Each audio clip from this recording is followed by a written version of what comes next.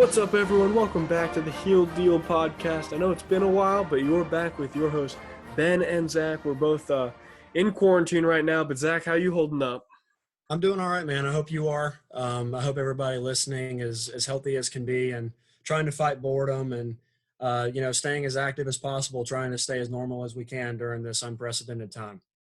Yeah, absolutely. I mean, it's tough. It's been tough for everyone, obviously, but I guess the worst thing that can happen to a sports podcast is all sports get canceled. Yeah, no, So, undoubtedly so, yeah. yeah, so I mean, we expect you guys probably know where we went. There wasn't much to talk about, but we decided to come out with an episode now. We're recording, well, I think the day after the NFL draft finished. So talk a little bit about that, talk about some basketball news. Few people leaving, few people coming in these next classes. So a lot to talk about there. And then I guess we plan to start with like a little bit of an update. So as you guys know, Zach and I, we were seniors at Carolina, this whole past year that we've been doing the podcast. And so our time at Carolina has unfortunately come to an abrupt end. We all got kicked off campus around March. And so we've been taking online classes and everything. Last day of classes was last week. But basically we graduate and we're moving away. So as far as the podcast goes, we're basically putting the podcast on a bit of an extended hiatus. We're going to have the Twitter account open, and obviously we're going to have, we're still going to be Carolina sports fans. So, of course, we're going to interact with the community. We want to talk to you guys about sports. We want to, hopefully you guys want to hear from us. But, that's basically how it is when Zach and I, if we're, back in the same place for a while, we might bring everything back. But, of course, we'll let you know. Yeah, and just to add a few details to what you said, Ben, that's exactly what I'm thinking too. Like you said, we basically got kicked off of campus right around spring break for us, which was at the beginning of March, right when this all started to hit the fan. And ever since then, there hasn't been anything for us to really talk about. So that's really been. I mean, I think the last time we spoke, Ben, was right before the ACC tournament, if I'm not mistaken, which seems like a lifetime ago. Oh yeah, that seems like a year ago. I Yeah, swear. it's about 2 Um, months, I think, on the dot now, because I think that was right at the beginning of March. Gosh, well, longest 2 months ever. But I guess as far as a rundown's concerned, there's really not too much sports to talk about. Fortunately, all the spring sports that were just getting their season started, the NCAA granted an extra year of eligibility to a lot of those athletes, which is really good. So they don't end up, wasting an entire year of eligibility. But nothing to talk about on that front. If you guys can think back to what happened 2 months ago, we won in the first round of the ACC tournament. Who was that against? Virginia It Tech? was against Virginia Tech, and then the next day we played against Syracuse in what turned out to be what I think it was the last full game of college Yeah, basketball. I don't remember another game being played. The next day, I know everyone was warming up and stuff. I And there think was even actually, one game tipped, but then it got stopped at halftime. But yeah, and I think like, oh shoot, one of the guys was in my class. I can't remember who, but they were basically saying that, there were questions as to whether the Carolina game against Syracuse was even going to happen. So it was one of the last games. So it was kind of nice getting our butts absolutely kicked because it was some closure to a really bad season. It would have been a bummer if we had beaten Syracuse or we'd not gotten to play Syracuse and we ended the season on a win. We'd be thinking, hey, maybe we could have made a run. This could have been it. We weren't too bad. We were getting hot right at the right time. But no, we were terrible. And we played horribly in the last game, and our season mercifully ended. yeah, if I'm remembering correctly, I apologize if I've got some of these details mixed up because it's been a long time. But Syracuse beat us in pretty much every way. I think they won by double digits that night, like 22 or 23 points. But yeah, Ben, I think what you said is spot on. I'm kind of glad that we do have that closure. I think it's important for the players coming back to understand that that was where we were last year. That was as good as we were going to get last year, is winning one game in the ACC tournament and then missing what would have been the NCAA tournament. So that they can move on to the next year and there aren't any unanswered questions. I don't think anybody in that locker room would have looked back on this season and said, hey, if it hadn't been for the quarantine and COVID-19, we would have had a chance to make a run for the title. because it was a long shot for that to happen anyway. We were going to have to win the ACC tournament to even get a bid. And then if we had gotten that bid, we would not have been a very high seed anyway. So it would have been a lot of uphill battle regardless of which way we shaped it. But I think losing that last game allows the guys to, as you said, have closure and move on to the next year, which we expect to be a good one. Oh, wait, say that again, Zach. I think you cut out. Which part? Just the very last bit. Yeah, just so we have closure, like you said. I think it's good that we were able to kind of go out and understand where we were, so that we can move on to the next year, and and hopefully it'll be a good one. Yeah, exactly. Man, I do miss basketball though. That's for sure. Yeah, I miss sports, man. Just in general. I mean, the NFL draft, I know we're going to get into that in a few minutes, but just that coming on TV on Thursday night and then lasting through the weekend was kind of just fun to watch for me. Not that anything really happens other than guys get picked to go play for new teams. I don't think I've enjoyed watching a draft in its entirety in my entire life compared to the one we just had. Yeah, no, I've never watched so much of an NFL draft. Normally I'll watch the first round and maybe a little bit of day two, depending on where my team's picking. But man, I watch like the entire thing just to like see sports being played. It's awesome. But before we get too far off like college basketball, I just want to say I feel so bad for like, of course we weren't going to make the tournament, but we make the tournament basically nearly every year. I feel so bad for those programs who were getting their first automatic bid in like 20 years or in program history. I can't remember exactly who they were, but there were a couple teams that, or like take Dayton, for example, had Obi Toppin, have an amazing year, win National Player of the Year. And they were going to make the tournament and, now they're not. Now he's going pro. Now they're probably not going to make it next year. It's sad. Yeah, no, it definitely is. And there's a lot of teams that are in that boat. I feel, in a way, I even feel sorry for the Blue Bloods, not Duke, but everybody else that is a normal team that makes the tournament. Like, for example, Kansas, they had one of their best teams in the past decade, and Kansas is always good. They had a team Kansas was probably my pick to win it.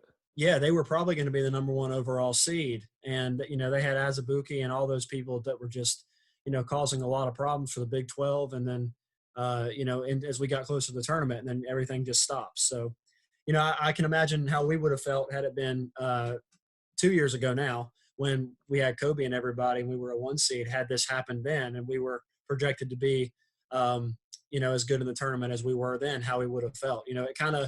It's not like it doesn't hurt for us to not get to see the tournament, but since there isn't one and we weren't going to make it anyway, it's like I don't feel like it's as big of a letdown for us as it is for teams that were going to make it.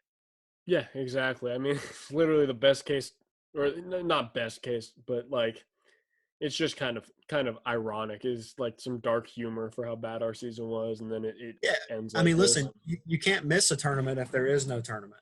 Yeah, exactly. So I mean, that's exactly right. It's not a blemish on UNC's record. We made it as far in the 2020 NCAA tournament as Duke, and as everybody else, and Kentucky. Yeah. So and not too bad. Sorry, Ben. Go ahead. No, I wasn't saying anything. I was just going to say, officially, we haven't missed an NCAA tournament now since 2010. So we, even though that would have changed, I don't know anything about missing a tournament this past year. And it's just like you said, dark humor. We can laugh about it in a way, regardless of the fact that it ended bad for us and then ended bad for the NCAA as a whole. Yeah, exactly. But I guess let's stick with basketball. Let's talk about our basketball team right now. I guess we can talk about the good stuff.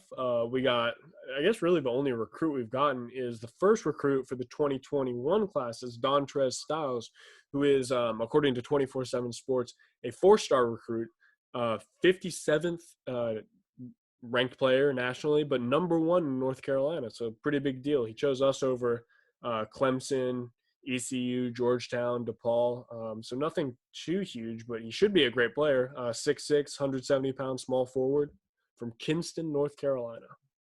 Yeah, and that's a good one. I think Roy's been trying to recruit him for a while now, at least 2 or 3 years when this guy's been on the market. And look, we're expecting Caleb Love, our freshman small forward for next year, to be a instant impact player. And if that happens, then there's a very good chance he could go off to the NBA. So this commit from this guy at this point really means a lot because we may need him to step in right away when he gets there if everything goes right with Caleb.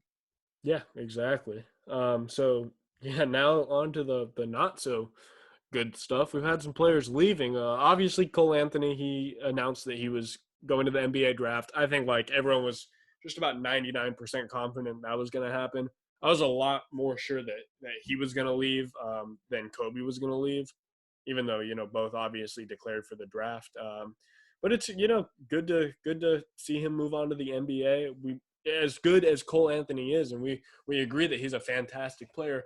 We might be better as a team moving on. So, good luck to him. He'll probably, or he'll almost definitely still be a lottery pick, I believe. Yeah, no, I think he will. I haven't had a chance to really look at the mock drafts for the NBA and things of that nature, but I expect him to definitely go in the top 5 to 7 picks. Which is, we expected that at the beginning of the year. Some of the early ones had him going even higher than that, but I think anywhere between 5 and 7, maybe as late, still top 10, I think would be fair to say. I don't think he'll drop out of that top 10 category. No, I agree with you there. But yeah, I can't wait for the NBA draft. I think the NBA playoffs would have started just a week or two ago. Yeah, But yeah, yeah, it's no, it's about that just time. it's sad. No NBA playoffs, no NHL playoffs, no baseball. Baseball season would be on right now. No spring It's a games for bummer. football. Yeah. Oh yeah, missing the spring game. Gosh, but whatever. I don't want to dwell on that too much. So besides Cole leaving, Cole was the only guy who really declared for the NBA draft. Of course, Justin Pierce and Christian Keeling, they are graduating, so they're not going to be there. And then two moderate surprises actually. Brandon Huffman announced that he was transferring, and he has transferred to Jacksonville State University in Alabama. But that was a little bit of a surprise, but not too big. He wasn't really getting any minutes anymore. So I'm not super surprised that he transferred to a smaller program where he'll probably get some good minutes.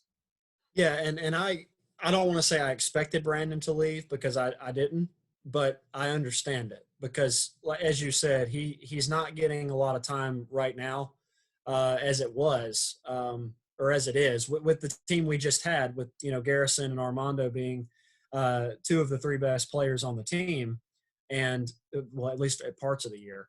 And he's looking at the class coming in and seeing Daron Sharp and Walker Kessler and those guys coming in that are projected to get time over guys like Garrison and Armando in some situations. Instant impact Yeah, players. yeah, exactly. I mean, our team next year is going to be so big. That front court is just, it's completely loaded. So if you're not at the top of the depth chart, you're going to get buried, and probably not play a single minute. Yeah, I don't think he would have gotten much time at all next year. I don't even No, think barring that injuries. right, and I don't think Sterling will get much time either. I still am not 100% confident that Sterling will not transfer um, out of the program either, because of his injury issue that he's had for the past year and a half, really, and then also like the same reasons as we anticipate Brandon decided to leave, being that there are guys coming in at those positions that are projected NBA talents, and that's just not them. Yeah, exactly. I guess the more surprising move, and this is probably the most surprising thing that's happened so far this quarantine as far as UNC sports goes, was Jeremiah Francis announcing that he was leaving. That was surprising because there was a period in the middle of the season where right when Cole went out where he was getting a bunch of minutes and Francis was actually playing pretty well, running the offense pretty well. I thought he was going to be one of the you know classic Roy Williams developmental guards, kind of like a Joel Berry or a Theo Pinson. But he announced he's leaving the program.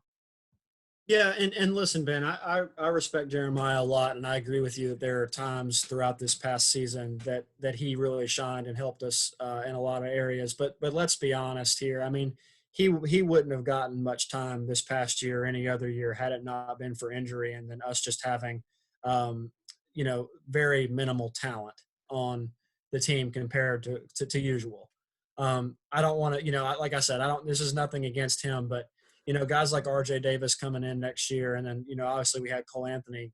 Jeremiah was never going to be a starter on a team with anyone of a caliber similar to Cole or R.J. or any of the point guards we've had in the past 5 years. Joel Berry came in as a freshman, as you mentioned, and I think it's fair to say that early on, Jeremiah looked like a guy that could develop into that type of Joel Berry player. But even when Joel was a freshman, he started a lot of the year that year and, helped get us to the national championship that year, the one we lost to Villanova. And, he just was a much better player as a freshman than Jeremiah was. I think Jeremiah's transfer says a few things. The biggest one being that he was kind of a small fish in a big pond. And he was really, really good in his early years of high school. I remember hearing about him when we were recruiting him way before he ever stepped foot on campus or started battling injury the way he has.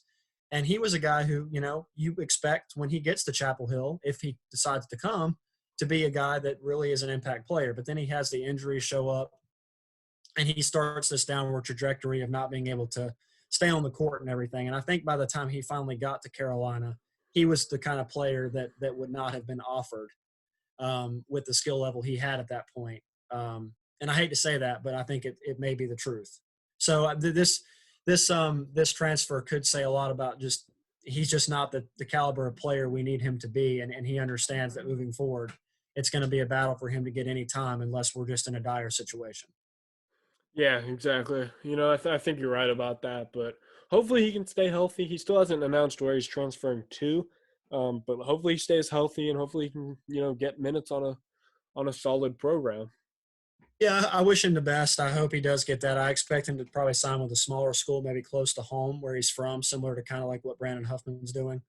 That normally that's what you see when guys transfer out of big programs, but they don't want to go and get involved with another blue blood or something like that could potentially compete with us. You know what I mean? So I think he'll end up at a small program, and I wish him the best. But I think it may be a good move, although it was not one that I was really expecting. I think it'll definitely give him a chance to play more and probably develop in a system that doesn't ask as much of him. Yeah, exactly. So, we'll keep you guys updated once he announces where he's going. But why don't we move on to some football? So, like we were just talking about, NFL draft was yesterday. Really entertaining.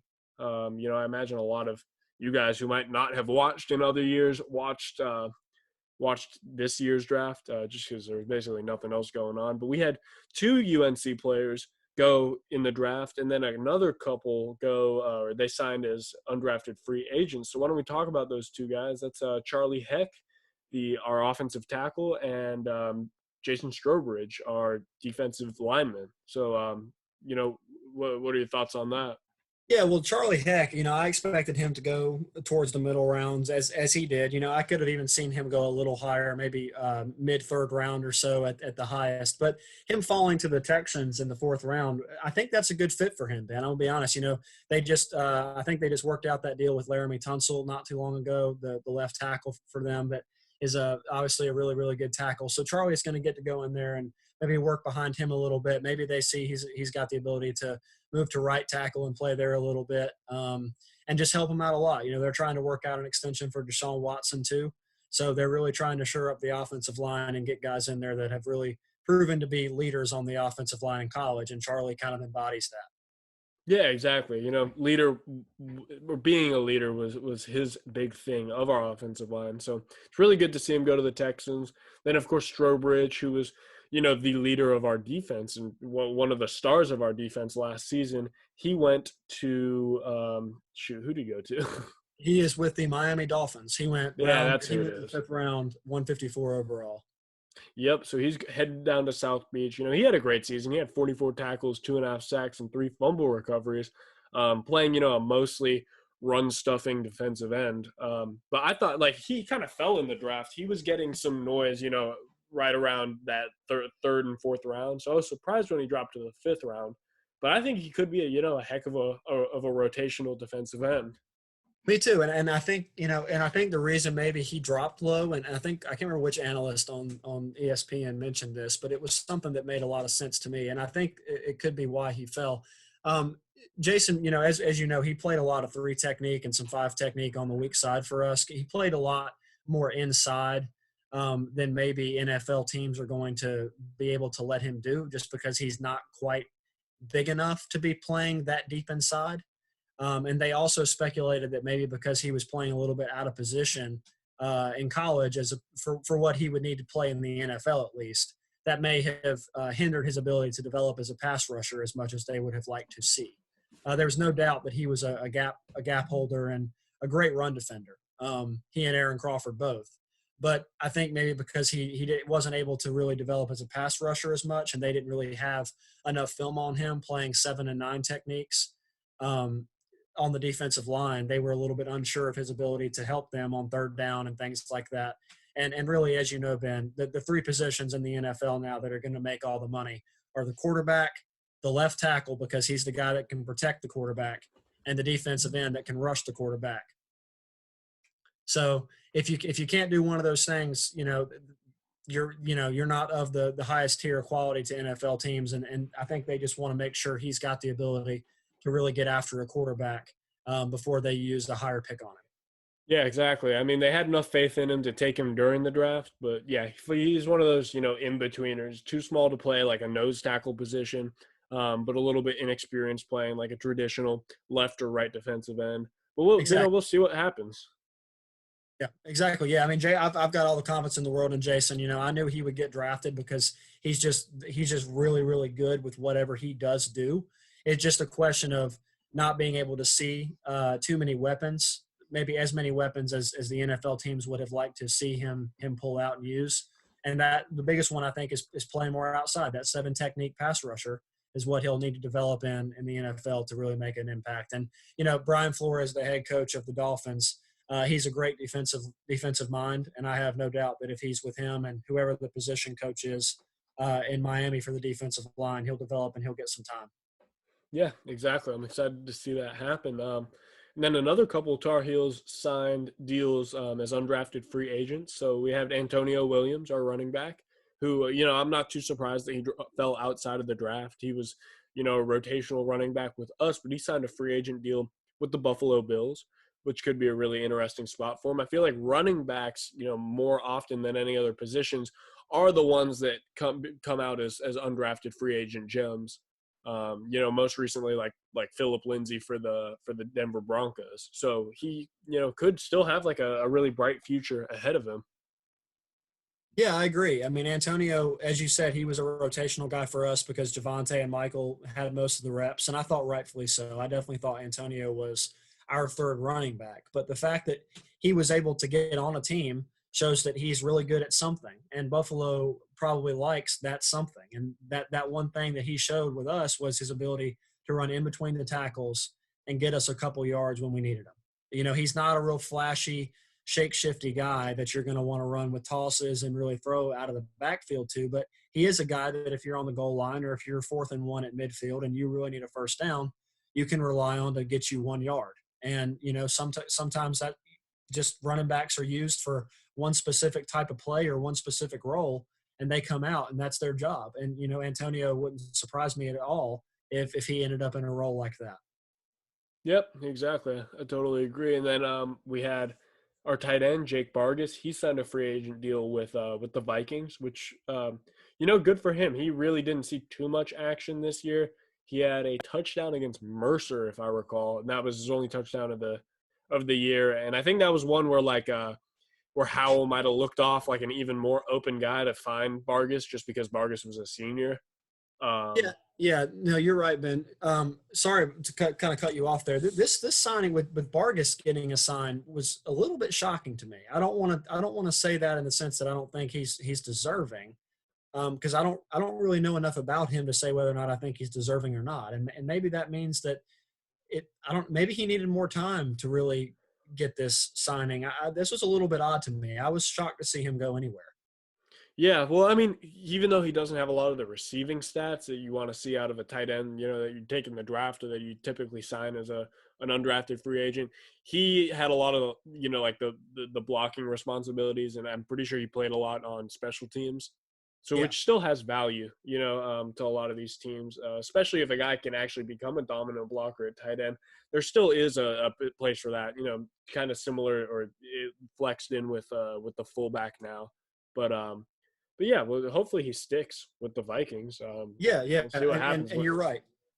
Special teams is a big thing for tight ends and stuff like that. That guys that are developing maybe may not see time on the field for tight end as a pass catcher, but yeah, special teams are huge. Mid rounds to late rounds to undrafted free agents. Those are the guys that you really want to evaluate and see if they can help you on special teams. And I'm sure Jake will be able to help Minnesota in that way. And I'm pretty sure that Minnesota is signing him for that purpose. I don't think they're really signing him to really come in and play too much tight end because one, they already have a pretty good tight end in Kyle Rudolph, and then but it just shocked me that he went because guys like Garrett Walston and Carl Tucker for us were really the only ones that were able to make consistent impacts last season for the Tar Heels, and Tucker obviously is transferring out. I don't think Walston's old enough to go to the draft yet, but it was just a little bit shocking to me to see him go to the NFL.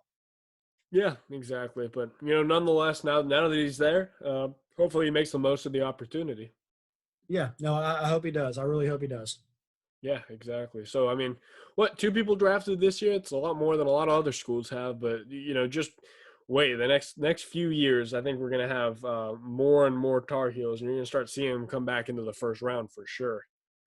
Yeah, I think so. I really do. I really think so. A few guys we've got signed, a few receivers we have coming back this year. I have no doubt Daz will definitely get drafted relatively high next year, and then Chaz will definitely get some.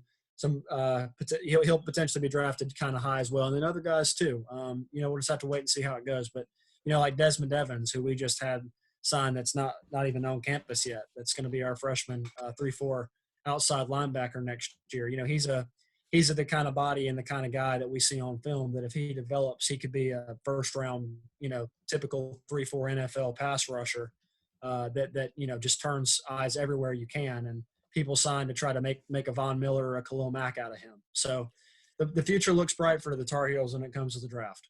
Well, yeah, exactly. And I guess the last thing we'll talk about is how bright that future really looks. For 2020, we've got a bunch of really good guys coming in, but 2021, Mac Brown and the rest of the coaches on the team, they have just done such an amazing job. Right now, we are second in the country, behind Ohio State, as far as like the team recruiting rankings go. We have no 5 stars right now, but we have 11 4-stars and then 3 3-stars.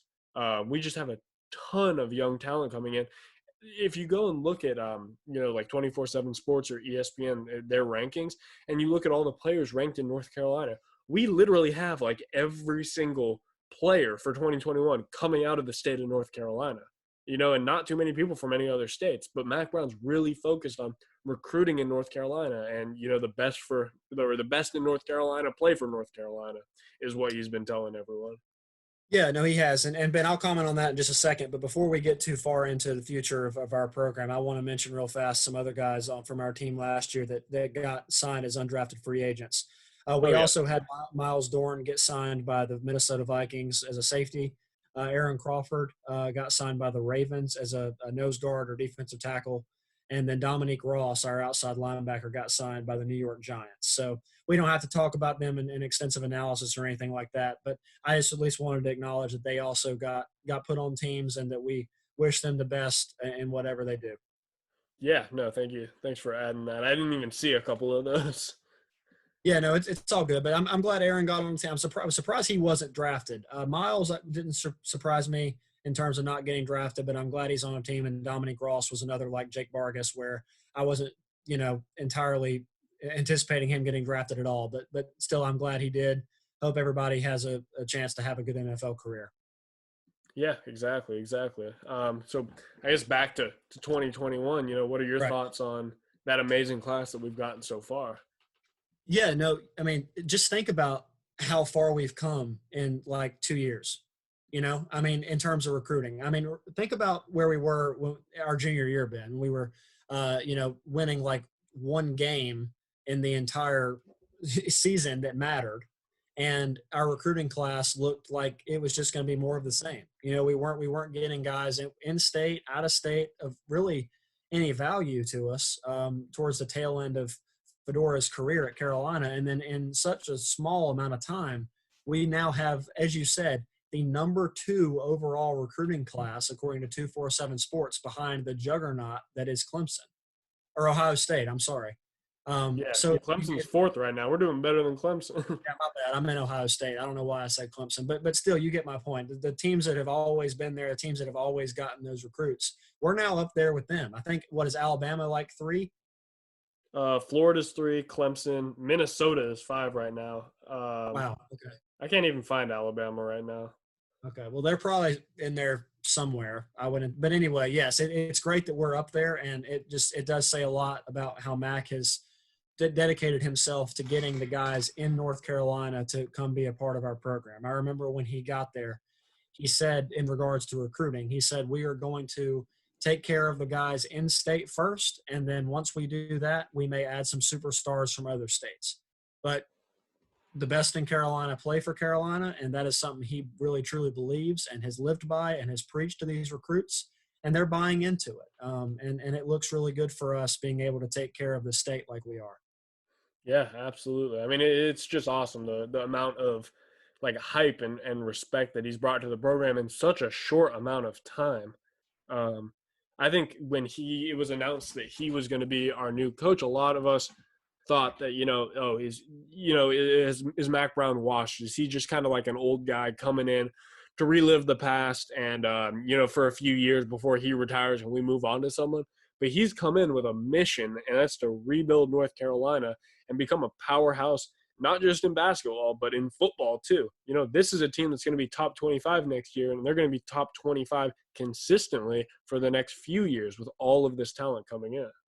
Yeah, no doubt. And we've speculated on the schedule next year, Ben, and the schedule looks good for us. That the outside of that really early portion where we travel to UCF and then go to Atlanta to play Auburn, our schedule looks pretty favorable. I think the projections for the ACC teams have Virginia Tech ranked somewhere between 20 and 25, and then us at like 18, and then I think Miami's in there. And then outside of that, no one else in the ACC other than Clemson, but we don't play them, is projected to be ranked. So, we play Virginia Tech at home this year, so we get the other team other than Miami. Miami will obviously be tough. But, Virginia is not supposed to be ranked this year. Our out-of-conference schedule, to me, is really where we have to, get ready to play well. Because if we can get out of that early stretch, then this team could do some things that we haven't seen by a Tar Heel team before.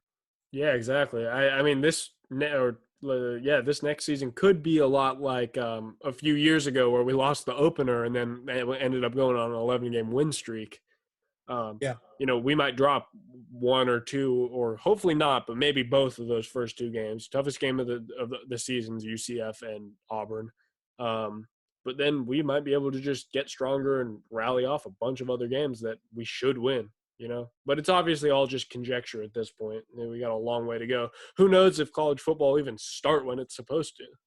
Yeah, that's a big question. We don't know how that's going to look. And even if it does start on time, are there going to be able to be fans in the stadium to watch them play? Yeah, exactly. How much practice are these teams going to get in playing before the season starts? Who knows? Yeah, it's tough. The conversation for the NFL is pretty much the same. There could be, fanless stadiums. And that's, I don't even know what the players will think about that. But I mean, for college kids especially, I mean, imagine if Keenan was empty for our home opener next year. I mean, it would just be so weird, even though they know they're being watched on TV. I mean, I just can't imagine having to try to get up and hype for that. Yeah, exactly. It's going to be interesting, but we won't know what's going to happen till it comes. So True. Yep. Well, I guess that just about wraps up everything we wanted to talk about. Is there anything you want to add before we finish? No, yeah, we touched on basketball and Cole's departure, as well as the 2 guys that are transferring, and speculate about that. Good to see our guys go in the NFL draft. Hopefully, like we talked about, there will be more in the next few years that go higher, and potentially maybe even some first rounders coming up. And yeah, it's looking bright, Ben. As far as our team's concerned, it may not be looking bright as to when we get to see these teams play. But when they do go out there on the field or the court, it looks good. So I'm excited for it. I can't wait for sports to get back. I know you're excited for it as well. It's been, we've had schoolwork to do while we've been at home in quarantine, but it's just not the same as being at school. Yeah, no, I It's just totally not agree the with you. same. So I even mean, if we were that's in the yeah. tournament, It really, the worst part about having to be at home and not being able to be in class and stuff is just how much you miss the University of North Carolina at Chapel Hill. Like, some of our listeners, like you guys, probably went here or go here, but it's the best school in the country. It's the best school ever. I can't imagine anywhere else I'd rather be right now than be back on campus. yeah, Ben and I loved our time there. We know we got a extremely valuable education, and for those that may be interested, since we are going to kind of go on a little bit of a hiatus here, and we don't really know exactly where we're going to go from here as far as the podcast is concerned. Just for those that may be interested, Ben, do you want to maybe speak about what you're looking to do after graduation, just for anyone who may be interested? Yeah, well, I'm gonna, take or make good use of my North Carolina degree. I'm gonna head up to Wisconsin to work in healthcare IT. And then Zach, what are you getting up to? Yeah, so I'm going to be in grad school starting in July. I'm going to get my teacher licensure in the state of North Carolina. I'm going to look to teach high school and see about getting involved with the coaching staff. So for football. So Yep. so So that, big coach on the rise here. 10 years from now, he's gonna be in the national championship. yeah, I don't know about that, but look, we're. I mean, I don't want to speak for you, Ben, but I know we've really enjoyed doing this thing, and um, I don't want to say it's over, but it's been a lot of fun doing this with you. I've looked forward to doing this podcast sometimes every week, sometimes every 2 or 3 weeks. It's been a pleasure for me. It's been a way for me to take a break when we've been at school and just talk some sports, and it's been something I've looked forward to doing with my friend, and hopefully we'll get to do it a little bit as we move forward. But just looking back on what we've already done, it's been a lot of fun, and I hope any listeners out there that have been with us for a while have gotten something out of this and have enjoyed listening to us kind of ramble about sports for a while. Yeah, yeah. I mean, we were having all these conversations like every single day anyway. So thank Right. you to anyone who at any point has listened in to our ramblings and helped us through all of this. Yeah, big thanks from Zach and I. But does that just about wrap it up, Zach? Yeah, that's about it, man. That's all I wanted to say. Awesome, man. Well, thank you guys again. Thank you, Zach. I will talk to you soon. But that's it for from me and Zach and the Heel Deal podcast. Hopefully, you guys will hear from us not too long from now. Hopefully, you'll be watching some sports not too long from now. But until then, it's us signing off. Yep, and we will be in touch with you guys on Twitter. So keep us on Twitter. We'll update you if there is another one anytime soon. And Ben, even though there's no sports going on right now, and we don't know when the next time this will be entirely relevant to say, I have to say this for potentially our last podcast for a while. Go to hell, Duke.